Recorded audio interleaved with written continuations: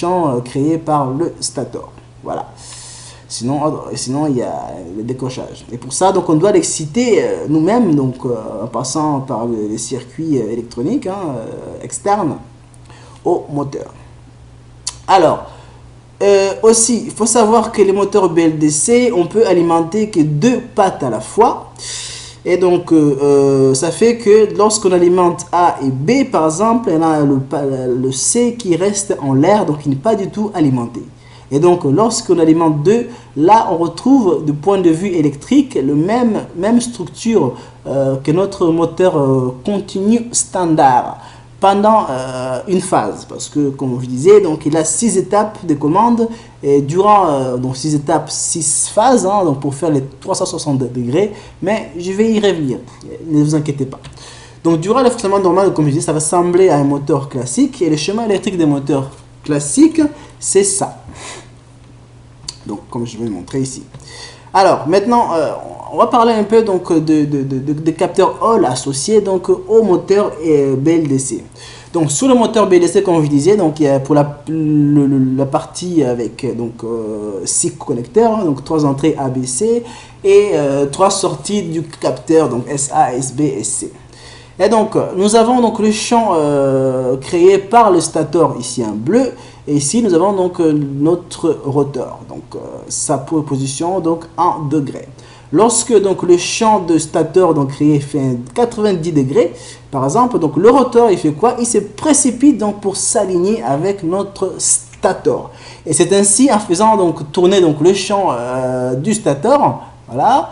On fait en fait avancer, donc on fait tourner notre moteur donc petit à petit. C'est ça. Et donc, alors, la raison pour laquelle donc, je vous parlais qu'il y a 6 étapes, parce qu'à chaque fois, on le fait avancer de 62 degrés. Et pour faire un tour complet, donc c'est-à-dire 360 degrés, donc on fait 6 fois 60 degrés, donc ça nous fait bien 6 étapes. Alors, l'intérêt du capteur Hall associé donc au moteur BLDC, c'est que ça nous donne des informations concernant donc la position du rotor. Donc comme je vous l'ai montré précédemment, donc nous avons donc le rotor qui tourne en fonction du champ de la position donc du champ du stator. Et donc le moteur Hall, enfin le capteur Hall nous indique à chaque fois en fait la position du rotor, et c'est que nous permet ensuite de savoir quelle commande on va appliquer. Autrement dit, ça nous permet de connaître l'étape actuelle donc où nous sommes. Donc en fonction de la position du rotor, donc nous avons des étapes qui lui sont associées. Et donc là, donc nous avons notre formation issue du capteur, donc sensor A, sensor B, sensor C. Voilà, donc nous savons que pour l'étape 1, donc nous avons forcément donc sur l'entrée capteur A, donc enfin la sortie pardon capteur A, nous avons donc un état 1, et puis sur la sortie capteur B, nous avons un état 0, et sur la sortie capteur C, nous avons un état 1. Voilà, donc à chaque fois, on doit respecter donc ces étapes afin de pouvoir commander donc un moteur BLDC.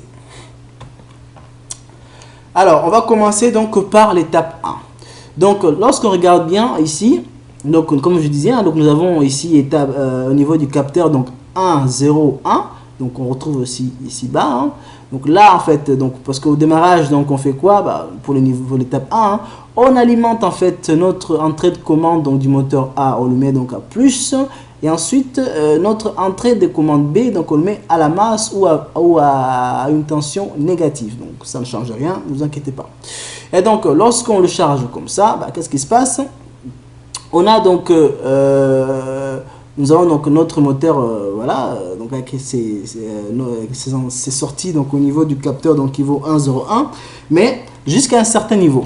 Ensuite, il bascule. Donc lorsqu'il bascule, on regarde la patte donc qui a justement manifesté donc le changement en question. Donc là, quand on regarde ici au niveau du capteur, on va connecter de 0, 1, 0.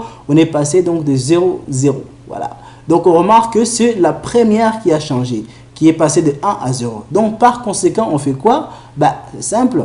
On charge notre moteur, donc l'entrée A, on le met à 0 pour correspondre à la nouvelle état donc reçu au niveau du capteur. Et ensuite, on fait la même chose pour tous les autres états.